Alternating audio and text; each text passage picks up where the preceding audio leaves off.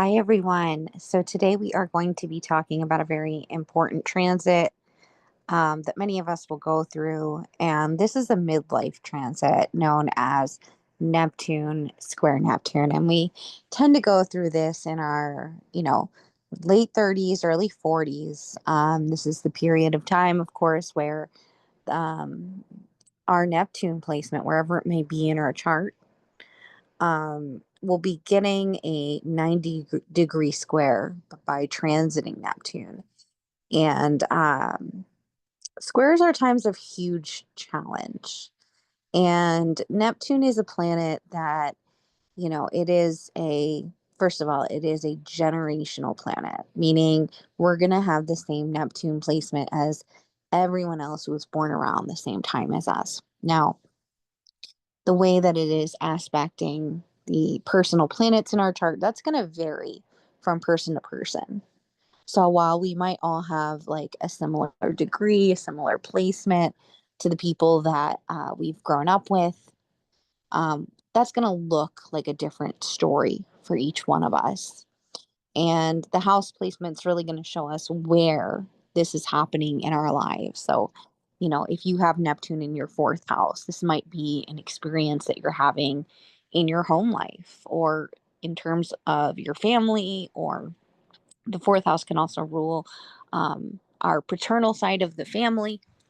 So, this can be something that's going on, with the paternal side of your family during this time. Now, if your Neptune is, for example, in the 10th house, this might be more geared towards your public reputation, your career. Often we look at the 10th house as representing our maternal side. So this might be something that's happening with your mother, within your mother's side of the family. The 11th house, this might be something going on with, your social media, how you connect with other people, friendships, groups, the online sphere. The 11th house also has to do with our eldest sibling. So this could be something going on with your eldest sibling. Again, you're going to want to pay attention to where your personal Neptune story is in your chart by house placement and the actual aspects that it's making in your chart. And everyone's story is going to be slightly different, but it's going to be also part of that generational story about our Neptune. So let's talk a little bit about this placement today, because it's one of the trickier ones, and I don't see it, really dove into so much online. But as a person that's currently just coming out of that experience, I thought I would share, some of the things that I've learned and some of the things I've struggled with in the last year. So, but let's get down to basics. For anyone who's joining us for the very first time, let's talk a little bit about what Neptune is. So, as the higher octave of Venus, Neptune brings beauty to a higher collective spiritual level. Neptune is boundaryless. It is a whimsical abyss of escape and enchantment. It rules dreams and the subconscious and illusions, spirituality, fantasies, and where we merge with something of a higher realm. Neptune rules bodies of water, lakes, oceans, and the sea. It also rules things that are very escapist, like drugs or alcohol, as well as film.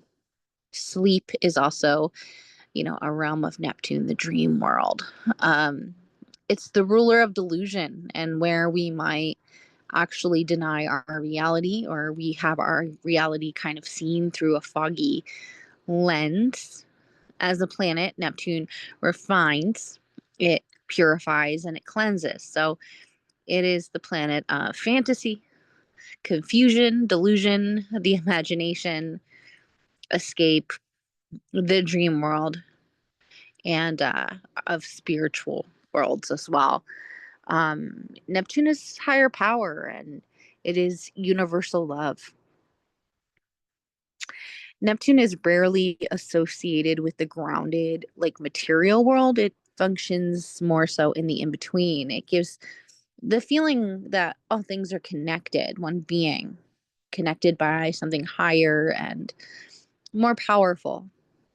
And so Neptune really rules human consciousness for this reason. Um, so I want you to think about why Neptune might rule bodies of water, why these ideas kind of coincide with each other. Um, think about the ocean just for a minute, if you can. So it's kind of like this mysterious body of water. We've only really seen a small portion of the amount of what actually lies beneath the ocean, right? It's deep. And if we go deep enough, pressure actually builds up and we can actually dissolve into otherworldly realms through, the process of decomposition. So Neptune is a lot like, this wonderland, but it's also this place where we can just kind of dissolve into the nothingness, right? We can drown in a metaphorical sea. And so, like, that's why it also rules the idea of like narcotics or opioids or alcohol, places where we can, totally dissolve. Neptune dissolves boundaries.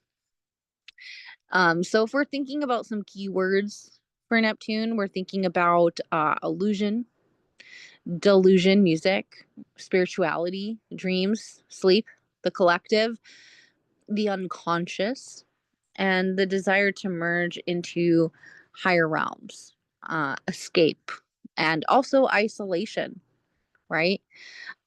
So isolation can be also a theme of Neptune.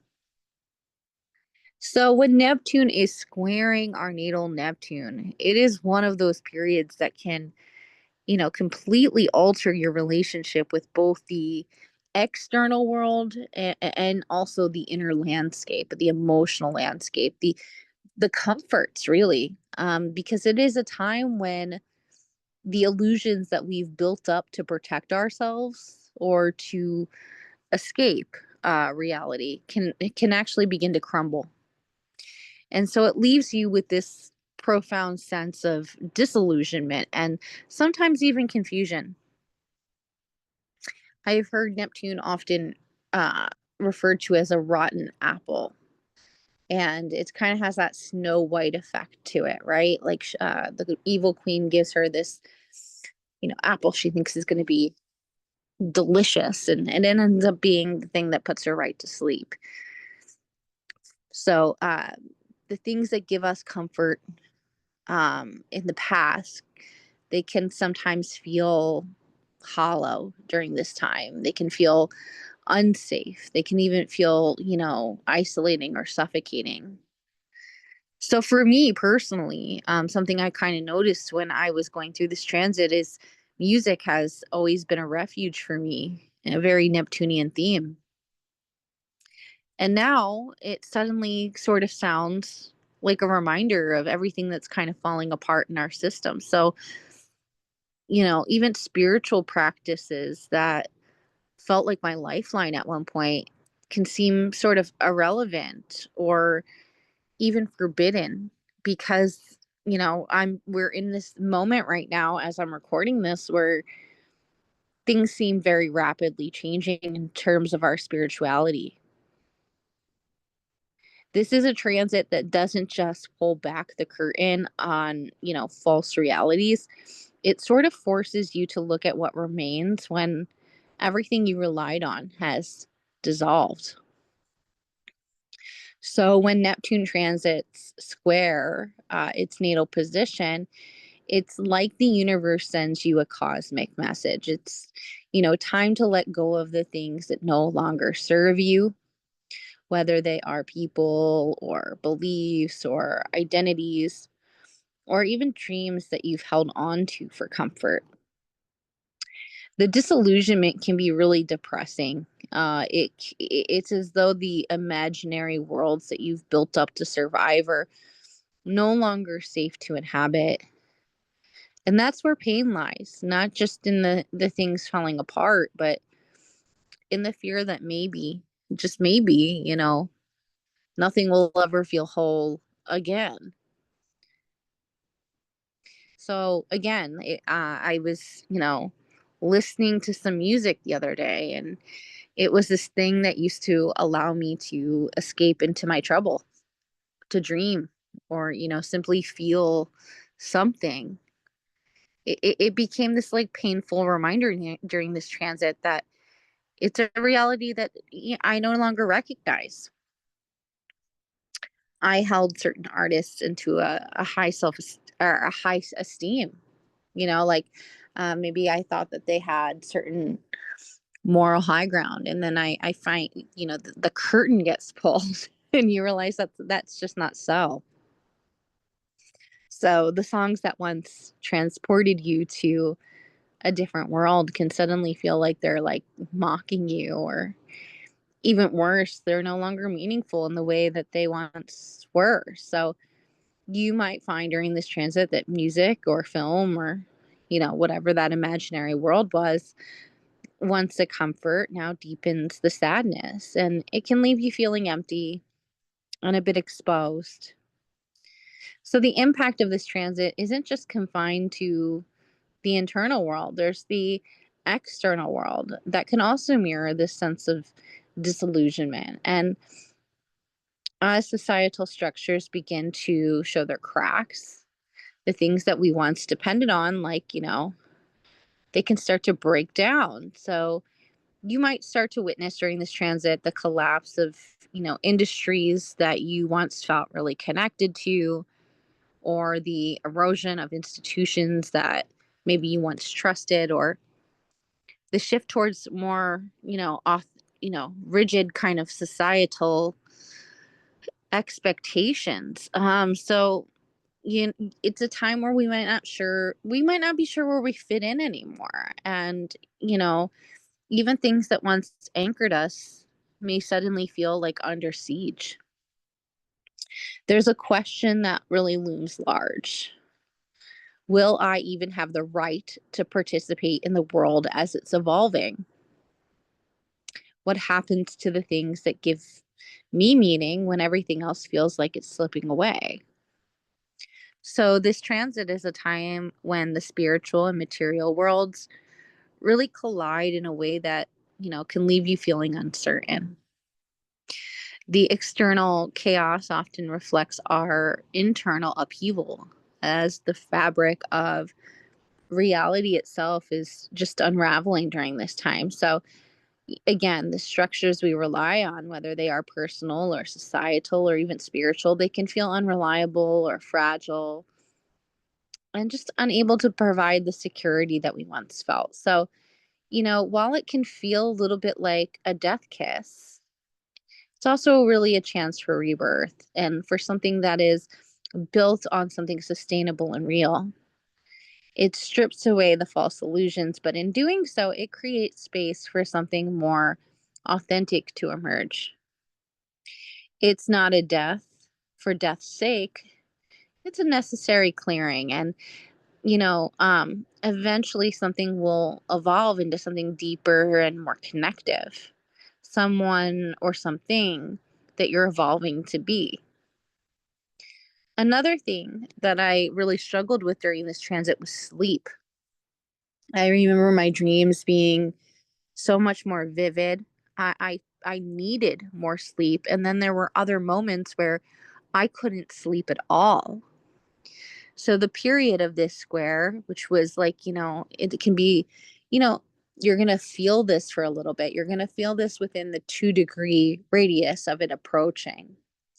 And so as it's applying, you're going to really feel this. And then as it's separating, that's more of the integration. But during the particular month or so that the square was exact for me, it was really difficult to sleep. And just being on a sleeping pattern that made sense, um, just really kind of, it was one of those things where, I was waking up at 3 a.m. and then falling asleep at like, 5 p.m. So I wasn't getting a lot of daylight. It wasn't really healthy. It didn't make sense. Never felt like enough sleep. So this is a period of time where you're going to want to try to find more comfort, more rest. You're going to want to keep your schedule a little bit more fluid. So, if there are some hormonal changes, if there are some sleep changes that are happening during this period of time, that we have a little bit more room to kind of work with them. This is not a really ideal time for, overworking. We can really stress ourselves out. Our sleep could probably be very disturbed. One of the keys to really navigating this transit is surrender, because it's about letting go of the things that no longer serve us, whether that is, a particular belief system, or a way that we've defined the past, or the way that we've defined ourselves. There's no use to there's no use in clinging to like false comforts, or pretending that everything is fine when it isn't. It's kind of one of those transits where you suddenly can no longer walk on eggshells for other people's comfort. You just have to be real. So it isn't about sitting with the discomfort of uncertainty and letting it wash over you. It's really that trusting in time that you will find something new to hold on to. So this is a transit that, demands patience, as things might not feel very clear immediately, but eventually the fog will lift. And practically speaking, grounding is a very essential thing that we need to be doing during this time. So we need to stay connected to the present moment. That can be really difficult during this transit, especially when our inner worlds feel like they're dissolving into chaos. So it's important to engage in activities that help anchor you, whether it is mindfulness practices, going for walks every morning, connecting with nature, journaling, and or just simply talking with a friend that feels very grounding to you. These activities can really help you reconnect with your inner truth, even when everything around you feels fluid and uncertain. It's also vital to give yourself permission to feel what comes up without, rushing to fix it. Neptune's disillusionment can feel like a heavy weight, but it's also an opportunity to let go of outdated ways of being and thinking. So, this is a time for real spiritual nourishment, whether that is a new practice, or a reimagined connection to faith, or, simply exploring the mysteries of life in a much deeper way. So, instead of seeking to rebuild what is falling apart, we can focus on discovering what remains when the dust settles. So, this period of disillusionment doesn't have to be a painful one if you allow it to teach you. It's really about learning to release control and to really begin to trust in the unknown, and to really surrender to the process of self discovery. The worlds that you've relied on may like no longer be viable here, but in their place, there's something true and pure and more aligned with our, real self. You can have the courage to let go and embrace the certainty that really comes with it. Because ultimately, the transit of Neptune squaring Neptune is about finding your way back to a deeper truth, one that isn't shaped by illusions or false safety nets. It's about reconnecting with your soul in a way that feels raw and authentic and more deeply aligned with who you're becoming, not who you once were, not who you were told to be, but who you're truly meant to be in the moment, free of the illusions that, no longer serve you. So this can be a transit that feels very much like a little bit of a rude awakening, as they say. I had a client who was going through this with their partner as they were going through a divorce. And in the natal chart, their Neptune was in house 4. So the house of the home, the family, and the past.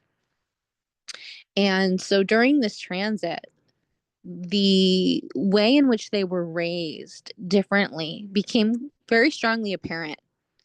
And they had very different realities of what they wanted for family life to look like, like the expectations were very different. And with that, their experience of living together in that shared marriage was quite different. And as the divorce really proceeded, um, there were some harsh illusions that the person going through the Neptune square to Neptune had to see. Things perhaps that happened within their own childhood that were mimicked within that marriage, that were not so healthy. Maybe having to see that they weren't the perfect person that they thought that they were being, and having to really look at the past in a new way, their ideologies in a new way. And this was not easy to do. There were moments of sleeplessness. There was moments of like staying up all night, concerned about when the next shoe was going to drop, and how to handle things. It was a little bit of an ego death, which is never easy. But as the square started to clear away, sleep, rest started to come back, grounding started to go back. And it began a new foundation for what the family life was going to begin to look like as these old false illusions drifted away. So during the Neptune square, we might, they call this a little bit the midlife crisis transit, because during that first square, you're going to feel a deep questioning of your life's purpose, especially around midlife. What you thought were your goals may no longer resonate. And as you feel uncertain or disconnected from who you thought you were, you learn to become who you are meant to be. So we might experience that disillusionment with our career, with our relationships, our overall life trajectory. And so, often there is this moment where we have to redefine our dreams. I had another client who was going through this transit, and this particular person had it in their fifth house. And so this actually started to show up more in their relationship with their children. Their children were going through this during a particularly rough period of time culturally. They had trans children. And this was when there was a lot of confusion, a lot of delusion in terms of what was going on politically as far as queer people are concerned, their rights. And so this was a period of time where this particular client had to go through their own processes of learning, teaching, unlearning in many cases when it came to queer representation, queer rights, understanding where their children were coming from, having to, even change their own language, learning how to use they, them pronouns, things like that. So it was a period of time where old ways of thinking in terms of expression, love, identity, was changing for them, and it was through that experience with their children. And as that square started to clear out, things did become a little bit lighter, and their relationship became less strained and more open-minded. And it was a really defining period for them. Now, again, we're going to have to keep into mind, like, what is going on in our particular chart? What is our Neptune story? If we have, a Neptune that is making aspects to Venus, this might be happening within our love life or within our value systems. If we have a Neptune that is in an opposition or square to like Mercury, this might be the way that we are conceptualizing and processing the world around us. This might come through friends, This might come through siblings, the things of Mercury. So we are really going to be going through this moment of needing to see things that maybe perhaps were too difficult, that we shied away from, maybe they bruised our ego. And so we shied away from them to protect ourselves, choosing to see life only as, felt comfortable. So again, it has this, for lack of a better word or phrase, it can have that like come to Jesus moment to it.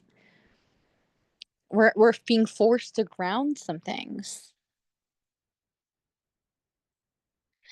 Um, so this transit can be, we talk about Pluto transits being kind of difficult, and Pluto transits can be difficult, but I think Neptune transits can be more difficult because there is something kind of heartbreaking about this transit. Like Pluto really takes things from the guts, right? It wants to revamp an entire house.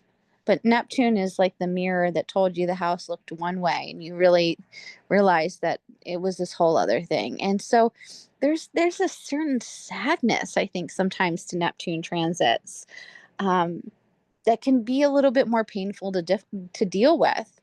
And I don't want to scare anyone. I'm not here to fear monger.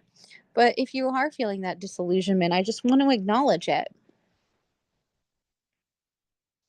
So it's really kind of this time of confronting illusions, confronting our unrealistic expectations that we've held on to, and the good part of this is that we get to redefine ourselves. Um, and we get to ground ourselves in something that is quite authentic. So we must embrace the uncertainty. We must accept that confusion is part of the process. This is a time where things might not feel clear, and your old ideals may no longer fit. But instead of fighting the uncertainty, we can allow it to be a space of exploration. So, my advice is not to really try to rush or fix or try to force clarity. Sometimes the best course of action is simply to just let things unfold in their own time. We might want to reevaluate our beliefs. This is a great time to really question our ideals, our dreams, and our life direction. We can reflect on what we've been chasing and ask ourselves if it still aligns with who we are, or if it's based on external expectations. We can revisit past beliefs and consider if they truly represent our authentic self, or if they've been influenced by other people or societal norms. We can engage in creative or spiritual practices. I really love a strong spiritual bath. This was something I was doing very frequently during this transit. I did Art of the Roots uncrossing bath. I mixed it with a little bit of Florida water. I made it into a spray. That was something that helped me clear my energy with some affirmations each day. So whether it's through doing a spiritual bath, or meditation or hypnosis or journaling, art, spirituality, this is a transit that encourages a deeper connection with our inner self. So engage in creative outlets or practices that allow you to express your emotions and explore what truly matters to you. This is a time to connect with what inspires you on a soul level, even if you're unsure of what that might be in the moment. This is a good time to practice patience. The fogginess that comes up with this square can make it really hard to see a clear path forward. But instead of trying to force direction, we can give ourselves permission to be patient with the process, to trust that clarity will come, even if it does take some time.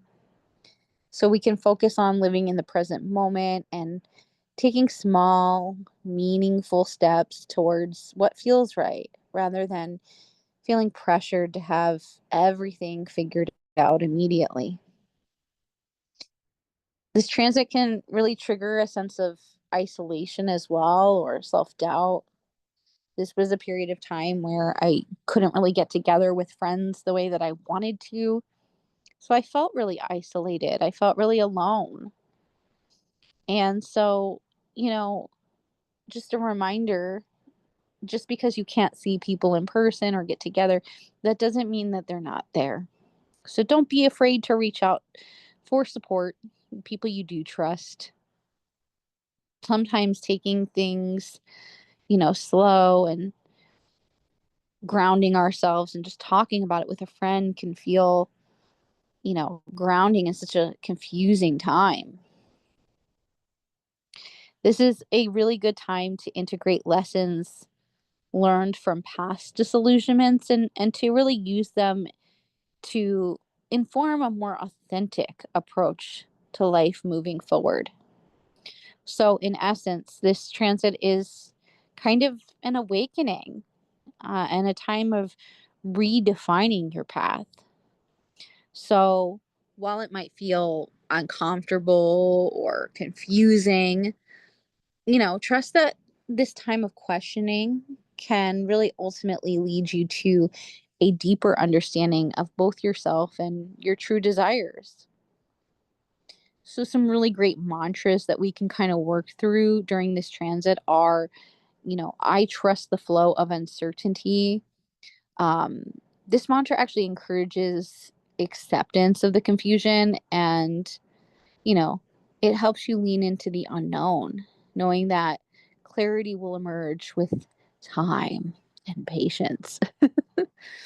Another really great one can be I release illusions and embrace my authentic truth. This mantra helps you to let go of unrealistic ideals or old dreams that no longer serve you. And it invites you to connect with your true self and to honor what feels absolutely right for you. Another one could be I am open to discovering new possibilities. This mantra encourages openness and adaptability, allowing you to explore new directions and new perspectives that may come up during this period of questioning. Another one, I release the need for perfection and embrace my journey. This mantra can counter any pressure that you might feel to have everything figured out or to live up to an ideal. It encourages you to let go of perfectionism and to embrace the ever unfolding journey. One of my favorites is I trust the wisdom of my dreams and my intuition.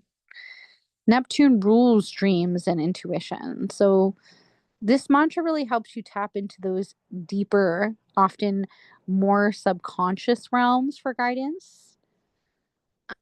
And, I think it's really about ultimately trusting the new version of yourself.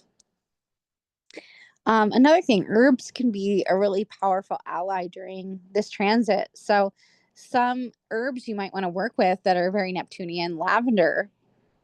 Lavender is very calming, it's very grounding, it's very balancing. It's excellent for soothing anxiety and mental confusion. It promotes relaxation, helping to clear the mental fog that may arise during this transit. So you can use it in teas or as an essential oil as you sleep, or even in a relaxing bath to help you calm your nerves and encourage restful sleep. Another herb to work with is holy basil. It's adaptogenic and it's grounding and it's very spiritually uplifting. Holy basil can really help balance stress while also supporting spiritual clarity and insight. It's perfect for times when you are searching for deeper meaning and it can help in navigating fog. So you can drink holy basil tea or you can use it in a herbal tincture for both grounding and clarity. Another one is mugwort. And this is very dream enhancing. It's also intuition boosting and spiritually stimulating. Mugwort is associated with enhancing intuition and deepening dreams, making it a fantastic ally during a Neptune transit. So it can help bring clarity to your inner visions and dreams, encouraging insightful messages. Mugwort tea or a satchel can, just under your pillow, that can, really help amplify your intuitive experiences. And then there are herbs like, obviously chamomile. Chamomile tea is obviously very relaxing, calming, and soothing. Helps calm the mind, the body, easing stress and tension. And it's particularly helpful if you're struggling with restlessness or sleeplessness during this time. Chamomile can promote, emotional balance, and it can help center yourself during periods of emotional upheaval.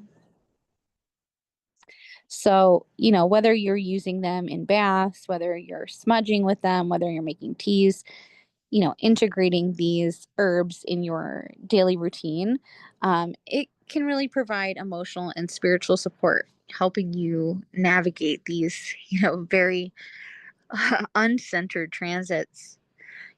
Crystals are also a very grounding spiritual support. I love using amethyst during this transit. Amethyst is great for spiritual protection, clarity, calm. It's, great for protecting against any sort of negative energy, and it can help clear mental fog and help promote deep inner peace, providing clarity during times of uncertainty and emotional upheaval. One of my favorite stones, also my birthstone. Also really love moonstone because it's great for your intuition and for emotional healing, and it's excellent for new beginnings. So moonstone is, connected to the emotional body and the lunar cycle. So it can help really, bring clarity to your emotional responses, and it can help you with, a little bit of help during, transitions. For example, moonstone's like really good with trusting the natural ebbs and flows of life. um so another thing that can be really helpful is yoga. Yoga is like a very powerful tool because it helps you ground your energy and to find clarity and reconnect with your intuition. So one of the things I was thinking about, like during this transit is, some of the breathing techniques, like pranayama can help calm the mind and clear mental fog.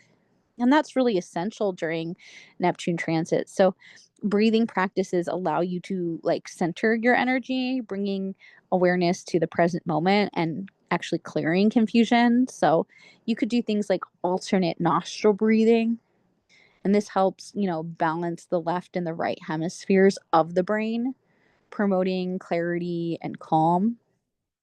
There's also victorious breath, which, calms the nervous system and clears mental fog. And it helps you tune into your inner guidance. And also belly breathing. Belly breathing, brings awareness to the body, and it helps promote deep relaxation, especially, helpful for soothing anxiety.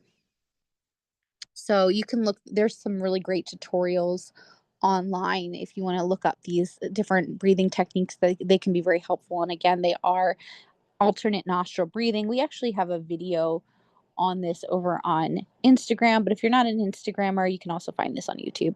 The victorious breath, and then again, belly breathing. Child's pose is also really helpful because it's grounding, it's restful, it's calming. So it allows you to really connect with your breath, and it encourages surrender and introspection. Both of which are like very helpful when navigating Neptune's dreamy and kind of disorienting influence. So all you have to do is really sit on your knees and fold forward and rest your forehead on the floor. Then you'll want to stretch your arms out in the front and then rest them by your sides. Focus on your breath, allowing your body and your mind to relax deeply. And again, if you need any help or assistance with this, that is what YouTube is great for. Um, so I think doing all of these sort of uh, like all of these yoga poses, these breathing techniques can be really helpful during this transit. Oh, the tree pose is also really great. Tree pose is, excellent for grounding and cultivating a sense of stability. So it really encourages balance and focus, which are particularly helpful when Neptune's influence feels disorienting. So all you have to do is really stand tall with your feet hip width apart. You can shift your weight to one leg, bringing the sole of your other foot to your inner thigh or your calf. You want to avoid the knee. Um, bring your palms together in front of your chest or extend your arms overhead. Hold the pose, focusing on your breath and finding balance. Again, if you want to look this up, tree pose, you can look this up on YouTube. That's also very helpful. So here, these are just kind of like a few of the grounding techniques that I have found really helpful during this transit that maybe you'll find helpful as well. But again, this transit is going to look very different for, different people. I've seen people get sober during this transit. I've seen people leave very toxic family relationships. I've seen people leave, very toxic friendships during this period of time. I've seen people completely have, a change of identity, a change of spiritual belief. It's going to look very different for each one of us. But the commonality really is that disillusionment, that ability to have to rebuild our dreams, looking at life and thinking about like where we wanted to be and then seeing where we are. It can be an ego crush, guys. It can be an ego crush. But I do believe the point of this transit is really to kind of get us on a more grounded phase of life. Um, and to get us really focused on like the things that make sense and that we can do and how we can actually be more um we can have more agency within our lives, right? It deepens our spiritual awareness. It can push us to reevaluate our spiritual beliefs, our practices, our connection to divine or faith. And you can emerge from this transit with like a more grounded and clear spiritual connection, one that's like based on deeper truths rather than, fantasies or societal expectations. Also increases your intuition, helps you heal through emotional release. It can be divinely creative, If you're an artist, this is a portal. It can help you reevaluate and reinvent your dreams. It can bring you to like a higher state of consciousness. It can let you go. It can like help you let go of like some illusions that have needed to be released for quite some time, frankly. And it can really heighten your compassion while strengthening your trust and faith in higher power, whatever that might be. So it's a deeply transformative period, and it allows you to redefine your path. Now, I am a Neptune person. I am a music person. So I love having like an anthem for a particular transit. And so I was thinking about what the transit, what song really is, embodying this transit. And the first one that really came to me, and so I'm going to leave you with this one, it's by a band from Australia called Emil and the Sniffers, and it's called Big Dreams. So you can listen to that song. Let me know if it resonates with you and your own experience of this transit. I want to hear your transit story. So if you have survived your transit of Neptune square Neptune, please tell me down below what helped you. What was your story? Um, and if you found any of these suggestions to be helpful. I mean, this is how we learn astrology, guys. We share stories and our experiences. So I will be back soon with a new transit video. And until then, take care and stay grounded, my friends.